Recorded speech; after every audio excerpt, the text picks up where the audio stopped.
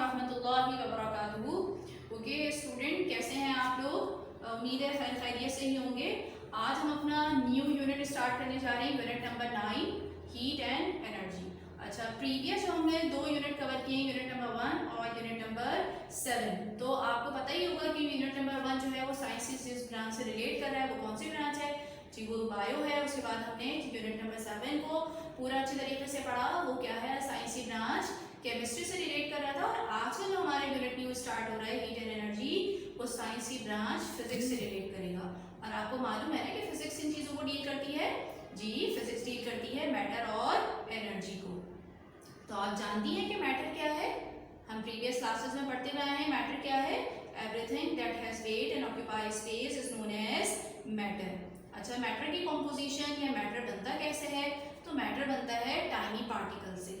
छोटे छोटे tiny particles हैं, उनसे मिलके मैटर बनता है। अब ये टाइनी पार्टिकल्स एटम भी हो सकते हैं, मॉलिक्यूल्स भी हो सकते हैं और आयंस भी हो सकते हैं। ठीक है, आयन, मॉलिक्यूल या एटम, ये क्या है, किसी कॉम्पोजिशन करेगा, मैटर की कॉम्पोजिशन करेगा। इसी तरह बेटा अगर हम अपनी दुनिया में देखें तो हमें जो मैटर है वो मुख्तलिफ स्टेट्स में नजर आता है। फॉर एग्जाम्पल, कुछ चीजें हमें सॉलिड नजर आती हैं, कुछ लिक्विड नजर आती हैं और कुछ गैस नजर आती हैं। मैटर देख भी लेते हैं, ये देखिए, ये आपके पास क्या है, लिक्विड है।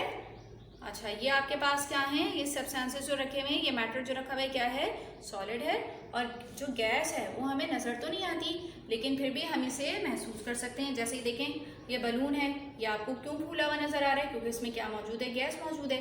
इसी तरह एयर क्या है, बेस्ट एग्जाम्पल है गैसेस की, उसमें कार्बन डाइऑक्साइड, ऑक्सीजन और दूसरी गैसेस भी मौजूद होती हैं। ठीक, अब देखिए आपके जहन में ये सवाल आता होगा ना कि भाई सॉलिड जो है, सॉलिड को हम सॉलिड क्यों कहते हैं, लिक्विड को लिक्विड क्यों कहते हैं और गैस को गैस क्यों कहते हैं? तो इसका जवाब क्या है कि जब हम माइक्रोस्कोपिक स्टडी करते हैं किसी भी स्ट्रक्चर की, तो हमें क्या नजर आता है कि जो सॉलिड का स्ट्रक्चर है उसके अंदर जो भी पार्टिकल्स हैं वो देखिए एक दूसरे से बिल्कुल कॉम्पैक्टली यानी बिल्कुल जुड़े हुए हैं। उनके दरमियान ना कोई खाली जगह या स्पेसेस अवेलेबल नहीं होती। फोर्स ऑफ अट्रैक्शन यानी जो बॉन्डिंग है वो कैसी होती है, बहुत ही स्ट्रॉन्ग होती है। इसी वजह से सॉलिड की क्या है, शेप भी होती है और इनका वॉल्यूम भी होता है। फिर आपने देखा कि अगर हम सॉलिड को एनर्जी देते हैं या इन्हें कहीं से अगर ये एनर्जी को गेन कर लेते हैं इसके पार्टिकल्स, तो अब ये इतने ज़्यादा अपनी जगह पे फिक्स्ड होते हैं कि ये अपनी ही जगह पे रहते हुए जस्ट वाइब्रेट करते हैं और अपनी जो भी एनर्जी होती है वो पार्टिकल टू पार्टिकल क्या करते हैं, ट्रांसफर करते हैं। ठीक है, ऐसा नहीं होगा कि इस पार्टिकल को एनर्जी मिले तो ये यहाँ आ जाए, बल्कि ये क्या करेंगे, पार्टिकल टू पार्टिकल एनर्जी को ट्रांसफर करते हैं। आपने मोबाइल वाइब्रेट होता हुआ देखा है ना, तो सॉलिड के अंदर जो हमें मोशन नजर आती है पार्टिकल की, वो कैसी होती है, वाइब्रेटरी, यानी सिर्फ आगे और पीछे टू एंड फ्रो मूवमेंट करते हुए हमें सॉलिड का स्ट्रक्चर नजर आता है। अच्छा देखिए, अब जब इसके पार्टिकल मूव करते हैं तो इनके अंदर क्या प्रोड्यूस होती है, काइनेटिक एनर्जी। काइनेटिक एनर्जी भी काइंड ऑफ एनर्जी ही है। जैसे आप और एनर्जी के टाइप्स पढ़ती हैं वैसे काइनेटिक एनर्जी भी है, जो कब प्रोड्यूस होती है, किसी भी बॉडी में जब मूवमेंट होती है तो उसमें जो एनर्जी प्रोड्यूस होती है वो कौन सी होती है, काइनेटिक एनर्जी होती है। अच्छा, इसी के कंपैरिजन में हम लिक्विड को देख लेते हैं। लिक्विड में जो पार्टिकल्स हैं वो कैसे होते हैं भाई, उनके अंदर लेस स्पेसेस अवेलेबल हैं। ठीक है, लेस स्पेसेस अवेलेबल होती हैं और फोर्स ऑफ अट्रैक्शन सॉलिड के मुकाबले में कम होती है क्योंकि पार्टिकल एक दूसरे से थोड़ा डिस्टेंस में है। अच्छा, जब ये पार्टिकल एनर्जी को गेन करते हैं, ठीक है, लिक्विड का स्ट्रक्चर एनर्जी को गेन करता है, तो इसके पार्टिकल्स के पास चूंकि जगह अवेलेबल है, स्पेस अवेलेबल है, तो इनकी मूवमेंट हमें एक जगह से दूसरी जगह नजर आती है चूंकि फोर्स ऑफ अट्रैक्शन पार्टिकल के दरमियान कम है सॉलिड के मुकाबले में।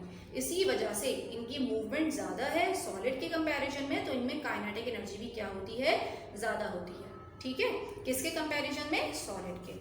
थर्ड स्टेट ऑफ मैटर को देख लें, जो गैस होती है इसमें फ्री स्पेसेस, मोर स्पेसेस जो हैं वो अवेलेबल होती हैं as compare to solid and liquid. ठीक, इसी वजह से क्या है, force of attraction between the particle कम होती है।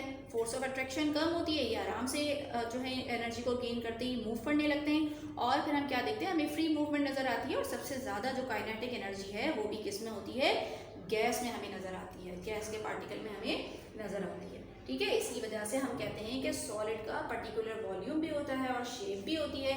जबकि आप लिक्विड को देखें, इसको जिस बर्तन में डाला जाए ये उसी का शेप हासिल कर लेता है, वॉल्यूम तो इसका फिक्स रहता है लेकिन इसकी शेप फिक्स नहीं होती, क्योंकि फोर्स ऑफ अट्रैक्शन इसमें लेस है। लेकिन गैस में आपको ना तो वॉल्यूम नजर आता है और ना ही क्या नजर आती है, कोई पर्टिकुलर शेप नजर आती है, क्योंकि force of attraction between the particle कैसी है, बहुत ही कम है। ओके, अभी हम जो है स्टेट ऑफ मैटर को समझ चुके हैं कि भाई क्यों सॉलिड सॉलिड है, लिक्विड लिक्विड है और गैस गैस है। ये सब चीज़ें डिपेंड करती हैं इसके इंटरनल स्ट्रक्चर पे, फोर्स ऑफ अट्रैक्शन पे, जो स्पेसेस अवेलेबल है उनकी वजह से। अच्छा, अब हम देखें, आते हैं अपने नेक्स्ट टॉपिक की तरफ बेटे। वो क्या है? हीट है। हीट क्या है? It is a form of energy और heat is a degree of temperature.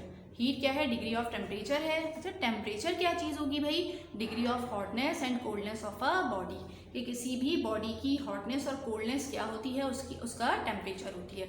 आपने बहुत कॉमन ऑब्जर्वेशन होगी, कभी ऐसा होता है ना कि अम्मी गरम गरम चाय का कप ला के रखती हैं, आप एकदम उसके ऊपर हाथ लगाती हैं तो आपको बिल्कुल हॉट हॉट फील होता है ना, हॉटनेस फील होती है अपने हाथ पे। वो क्यों फील होती है? क्योंकि आपको मालूम है कि ये जो हीट है ये हमेशा ट्रांसफ़र करती है, या हमेशा कहाँ से कहाँ जाती है, हॉट बॉडी से कोल्ड बॉडी की तरफ। यानी जो कप ऑफ टी है वो हॉट है, ठीक है, वो क्या हो गई? हॉट बॉडी हो गई। अब ये ट्रांसफ़र करती हुई चूँकि आपके हैंड की तरफ जा रही है तो वो क्या होगा? कोल्ड बॉडी, ठीक है। तो हीट हमेशा ट्रांसफ़र करेगी हॉट टू कोल्ड बॉडी। अच्छा, आपको हीट भी समझ में आ गई होगी, टेम्परेचर भी हमने देख भी लिया कि हीट ट्रांसफ़र कैसे हो रही है। अच्छा, मुझे बताइए, कभी किचन में अम्मी की हेल्प वगैरह कराई है? गई है कभी किचन में? आपकी कॉमन ऑब्जर्वेशन होगी ना कि जब अम्मी खाना पकाना शुरू करती हैं और जो स्टोव या चूल्हा होता है उस पर कोई भी पॉट रखती हैं, कुकिंग पॉट, तो आपने देखा है कि वो जो हीट होती है ना, वो पॉट के सिर्फ ये जो बॉटम नीचे वाला हिस्सा होता है, चूल्हा तो सिर्फ इसे जला रहा है, इसको हीट दे रहा है, लेकिन कुछ देर बाद आप देखती होंगी कि पूरा पॉट गर्म हो जाता है और इवन उसके ऊपर अगर जो कवर या ढक्कन है वो भी गर्म हो जाएगा, और अगर आप कोई स्पून वगैरह उस पर मेटल का बना हुआ रखा होगा तो वो भी हॉट हो जाता है ना। ऐसा फील किया होगा ना आपने, देखा भी होगा कि फिर अम्मी जो है उसको क्या करती हैं भाई, किसी भी जो आपके पास क्लॉथ होता है उससे उसका कवर जो है वो हटाएंगी, कुछ करेंगी, वरना तो उनका हाथ जल जाता है। अच्छा, ये भी आपकी कॉमन ऑब्जर्वेशन होगी कि अगर उसका हैंडल वुड, लकड़ी या प्लास्टिक का बना हुआ है तो वो हिस्सा गर्म नहीं होता। ऐसी है ना आपकी ऑब्जर्वेशन। अब ये क्यों है? चलिए जी, अब हम देखते हैं ये क्यों है। अब आपने देख लिया ना कि ऐसा क्यों हो रहा है भाई। तो ऐसे मटेरियल जो अपने अंदर से क्या कर रहे हैं, हीट को पास होने दे रहे हैं, उनके अंदर से हीट आराम से गुजर रही है और वो हॉट भी हो रहे हैं, ऐसे मटेरियल्स को हम क्या कहते हैं? कंडक्टर्स कहते हैं, ठीक है। Materials that allow heat to pass through them easily are called conductors of heat. उसकी एग्जाम्पल क्या है? तमाम मेटल्स जो हैं आपके पास गुड कंडक्टर होते हैं। For example mercury, iron, copper. अच्छा, स्टील क्या है? इसके अंदर भी डिफरेंट टाइप के मेटल्स मौजूद होते हैं, कॉम्बिनेशन होता है ये मोर देन 2 मेटल्स का, ठीक है। अच्छा, आप देखें मरकरी क्या है आपके पास? मेटल है। ये कॉमनली आपको कहाँ मिलता है? थर्मामीटर में। आपने देखा होगा ना आपकी बॉडी जो है वो हॉट होती है थर्मामीटर के मुकाबले में। 37 नॉर्मल टेम्परेचर है और जब हम बुखार वगैरह हो रहा होता है, बॉडी टेम्परेचर इंक्रीज हो जाता है, आप क्या करती हैं? थर्मामीटर से अपना टेम्परेचर चेक करती हैं। तो जो मरकरी होता है, ठीक है, वो क्या होता है? वो अपनी जगह से शिफ्ट कर जाता है। आपको नजर आता है ना, इस तरीके से उसकी बार आगे की तरफ आ जाती है, तो वो भी क्या है? अपने अंदर से हीट को कंडक्ट कराता है। इसी तरह आपने आयरन से बनी हुई चीज़ें देखी होंगी, वो भी क्या है? कंडक्टर है आयरन। इसी तरह आपने वायर्स देखे होंगे जो है कॉपर से बने हुए होते हैं। आपने बहुत सारे कुकिंग पॉट्स देखे होंगे जो किसके बने हुए होते हैं? स्टील के बने हुए होते हैं और अपने अंदर से हीट को पास होने देते हैं, जब तो कुकिंग के वक्त जो है वो पूरा का पूरा हॉट हो जाता है, ठीक है। तो कंडक्टर आपको समझ में आ गए, मटेरियल जो है जो क्या करें? हीट को अपने अंदर से पास होने दें। अच्छा, दूसरी तरफ हमने क्या देखा था कि यही पॉट है, लेकिन अगर इसका हैंडल जो है वो वुड या प्लास्टिक का बना हुआ है, अब जितना भी हीट कर ले वो गर्म नहीं होता। तो भाई क्यों नहीं होता? इसका मतलब है कि वो अपने अंदर से हीट को पास होने नहीं देता। और ऐसे तमाम मटेरियल जो अपने अंदर से हीट को पास होने नहीं देते, हम उन्हें क्या कहते हैं? हम उन्हें कहते हैं इंसुलेटर्स, ठीक है। तो इसका मतलब है इंसुलेटर की डेफिनेशन क्या हुई? Materials that don't allow heat to pass through them are called bad conductors और इंसुलेटर्स, ठीक है। बैड कंडक्टर भी कहते हैं और इंसुलेटर्स भी कहते हैं। कॉमन एग्जांपल्स आपने देखी होंगी, ड्रेस ऑफ फायर फाइटर। आपको पता है ना, जो लोग आग बुझाने का काम करते हैं उनके ड्रेसेस जो हैं वो इंसुलेटर के बने हुए होते हैं, वरना तो आग सबसे पहले उन्हीं को जला देगी। वुड, लकड़ी आपने देखी, और वूलन क्लोथ्स, आपने सर्दियों में स्वेटर पहनते हैं, ब्लैंकेट्स लेते हैं, तो क्या होता है इन स्ट्रक्चर्स के अंदर? इनके अंदर टाइनी पॉकेट्स होती हैं जिसमें एयर जाके ट्रैप हो जाती है और फिर वो क्या करती है? आपकी बॉडी की जो हीट है उसको बाहर निकलने नहीं देती, जिसकी वजह से हमें ठंड नहीं लगती। तो क्या काम करते हैं ये कपड़े हमारे लिए? गर्म कपड़े इंसुलेटर का काम करते हैं। एयर तो आपको पता है ही इंसुलेटर। इसके अलावा स्टायरोफोम मटेरियल है। आप पिकनिक वगैरह पे गए होंगे, आपने देखा होगा ना डिस्पोजेबल कप्स इस मटेरियल के बने हुए, उसमें कॉफ़ी लें, चाय लें, कुछ भी लें तो जितनी हॉट वो होती है हम उसे आराम से पकड़ लेते हैं, क्योंकि ये भी क्या है? मटीरियल इंसुलेटर है। ये भी हीट को आराम से या इजीली अपने अंदर से पास होने नहीं देता। इसके अलावा वाटर और प्लास्टिक, ये सब क्या है? एग्जाम्पल है हमारे पास किसकी? इंसुलेटर्स की। अब देखिए जो साइंटिस्ट हैं वो क्या कह रहे हैं? कंडक्टर, इंसुलेटर, हीट, इन सब की हमने डेफिनेशन को अच्छी तरह एक्सप्लेन कर लिया। बेटे अब हम इंसुलेटर और कंडक्टर को with the help of activity भी देख लेते हैं। देखें ये हॉट वाटर है, हमने इसके अंदर कुछ सब्सटेंसेस जो हैं वो डिप किए हुए हैं। अच्छा, अब हम कंडक्टर इंसुलेटर का कॉन्सेप्ट पढ़ चुके हैं। ये देखें ये ग्लास रॉड है।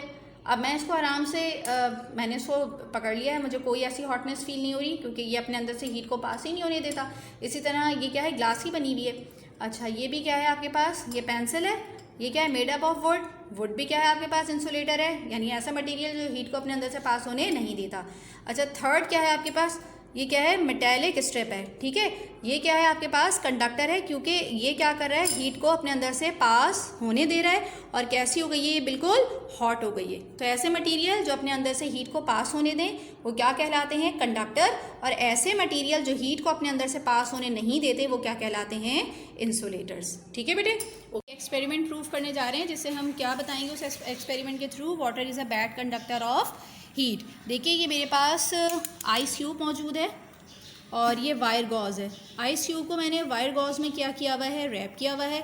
यहाँ देख लीजिए, यहाँ क्या मौजूद है? टेस्ट ट्यूब मौजूद है। इस टेस्ट ट्यूब में वाटर फिल हुआ हुआ है और जो आइस क्यूब है उसको वायर गॉज में रैप करके हमने टेस्ट ट्यूब के बॉटम में डाला हुआ है। अब हम क्या करने जा रहे हैं? हम इस वाटर को हीट करने जा रहे हैं। हम इस एक्सपेरिमेंट के दौरान देखेंगे कि जो अपर पार्ट है टेस्ट ट्यूब का, उसमें वाटर मौजूद है। वाटर क्या है? बॉयल होना स्टार्ट हो जाएगा और उसमें बबल फॉर्मेशन होगी। लेकिन हम ये देखेंगे कि जो टेस्ट ट्यूब का बॉटम पार्ट है, नीचे वाला पार्ट है जहाँ वायर गॉज में रैप हुई हुई आइस मौजूद है, वहाँ हमें कोई बबल फॉर्मेशन नज़र नहीं आएगी। तो इसका क्या मतलब होगा कि हीट जो हम अपर पार्ट को दे रहे हैं वाटर के, वो अपर पार्ट में ही मौजूद है। ठीक है, हीट जो है वो कंडक्ट नहीं हो रही या ट्रांसफ़र नहीं हो रही from upper part to bottom part of the test tube, जिसकी वजह से आइस मेल्ट नहीं होगी। और ये एक्सपेरिमेंट प्रूव करेगा water is a bad conductor of heat. आप देख रहे हैं बबल फॉर्मेशन स्टार्ट हो गई है। ये देखिए हीट हम अपर पार्ट को दे रहे हैं टेस्ट ट्यूब के, तो अपर पार्ट में ही बबल फॉर्मेशन हो रही है। लेकिन आपको कहीं मिड में या बॉटम में कहीं भी बबल फॉर्मेशन नज़र आ रही है? नहीं नज़र आ रही। इसका क्या मतलब है? कि हीट ट्रांसफ़र नहीं हो रही है या हीट कंडक्ट नहीं हो रही है, क्योंकि कंडक्शन का प्रोसेस कहाँ होता है? सॉलिड में होता है। ठीक है, तो with the help of this experiment we prove that water is a bad conductor of heat. Next topic की तरफ, जो क्या है? हीट। साइंटिस्ट हीट को किस तरह एक्सप्लेन करते हैं? साइंटिस्ट क्या डेफिनेशन देते हैं इसकी? It is a type of energy. Heat क्या है आपके पास? टाइप ऑफ एनर्जी है found in an object that has a higher temperature than its surrounding. ठीक है, यानी उसका हीट किसे कह रहे हैं कि किसी भी ऑब्जेक्ट के अंदर, किसी भी ऑब्जेक्ट का जो टेम्परेचर है वो कैसा हो? हाई हो। किसके मुकाबले में? उसकी सराउंडिंग के मुकाबले में। जैसे हमने एग्जांपल दी थी ना आपको, कप ऑफ हॉट टी, कि जो चाय का कप है वो क्या है? गर्म है, और जिस इन्वायरमेंट में वो रखा हुआ है वो माहौल या इन्वायरमेंट उसके कंपैरिजन में कैसा है? ठंडा है। तो ये जो कप है वो कैसा होगा? उसका टेम्परेचर हाई होगा और हमें क्या फील होगी? हॉटनेस या हीट फील होगी। ठीक है, अच्छा अब ये हीट तो आपकी समझ में आ गया। अब हम देख लेते हैं कि मेथड ऑफ हीट ट्रांसफर। देखिए कंडक्टर इंसुलेटर आप पढ़ चुकी हैं। ठीक है, अब उसके बाद हम क्या पढ़ने जा रहे हैं? Transfer, method of transfer of heat, कि हीट किस तरीके से ट्रांसफर होती है मुख्तलिफ मटीरियल्स में। 3 मेथड है हमारे पास। नंबर 1 है कंडक्शन, सेकेंड है convection and third one is radiation. ठीक है, वन बाय वन हम सबको देख लेते हैं। वेरी फर्स्ट आपके पास क्या है? कंडक्शन है। ये क्या है, प्रोसेस है, it is a process of transfer of heat in solid. यानी कंडक्शन हमें कहाँ नजर आएगी, सिर्फ और सिर्फ सॉलिड में नजर आएगी। हम सॉलिड का स्ट्रक्चर, माइक्रोस्कोपिक स्ट्रक्चर लेक्चर के स्टार्ट में अच्छे तरीके से पढ़ चुके हैं, ठीक है। हमें क्या नजर आता है कि इस तरीके से सारे पार्टिकल्स हैं जो क्लोजली एक दूसरे से ज्वाइन हुए हुए हैं, फोर्स ऑफ अट्रैक्शन इनके अंदर क्या है, बहुत ही स्ट्रॉन्ग है। और हम ये भी पढ़ चुके हैं कि पार्टिकल्स को जब हीट एनर्जी मिलती है या ये हीट एनर्जी या एनर्जी को गेन करते हैं तो ये क्या हो जाते हैं, ये वाइब्रेट होना शुरू हो जाते हैं। और वाइब्रेट होने के बाद ये क्या करते हैं, एक दूसरे को पास करते हैं हीट को। जब भी हमने कुकिंग पॉट को देखा था ना कि अम्मी तो उसको बस बॉटम से गर्म करती है, बाकी पूरा का पूरा वो खुद से क्या हो जाता है, गर्म हो जाता है। तो कंडक्शन हमें क्या बताता है कि जब भी हम किसी ऑब्जेक्ट को हीट करते हैं तो जो भी पार्टिकल या मॉलिक्यूल हैं वो हीट एनर्जी या एनर्जी को गेन कर लेते हैं और उनकी मूवमेंट कैसी हो जाती है, फास्टर हो जाती है, वो मूव करने लगते हैं फास्टली। लेकिन ये सॉलिड है तो ये मूव तो करेंगे लेकिन इनके अंदर जो मूवमेंट नजर आती है वो कैसी होती है, वाइब्रेटरी होती है, ठीक है। यानी वो अपनी ही जगह पे, मीन पोजीशन का मतलब है अपनी ही जगह पे रहते हुए वो क्या करते हैं, वाइब्रेट करते हैं। यानी सिर्फ वो आगे और पीछे, बिल्कुल मोबाइल की तरह आगे और पीछे क्या करते हैं, वाइब्रेशन शो करते हैं या मूवमेंट शो करते हैं। वो एक जगह से दूसरी जगह मूवमेंट नहीं कर सकते क्योंकि वो फोर्स ऑफ अट्रैक्शन की वजह से क्या हुए हैं, एक दूसरे से जुड़े हुए हैं, ठीक है। अब ये क्या हुआ, इस तरीके से transfer the heat from one end to another. इस तरह हीट एक कोने से लेके ऑब्जेक्ट के दूसरे कोने तक ट्रांसफर हो जाती है और हमारा ऑब्जेक्ट कैसा हो जाता है, हॉट। ओके स्टूडेंट, देखें अब हम क्या कंडक्शन के प्रोसेस को with the help of activity explain कर रहे हैं। आपको अच्छी तरह से मालूम है कि जितने भी मेटल्स होते हैं वो क्या होते हैं, कंडक्टर ऑफ हीट होते हैं। यहाँ हमारे पास ये जो स्ट्रिप आपको नज़र आ रही है ये क्या है, मेटालिक स्ट्रिप है और with the help of x हमने 3 कॉमन पिन्स को इसके ऊपर स्टैंड किया हुआ है।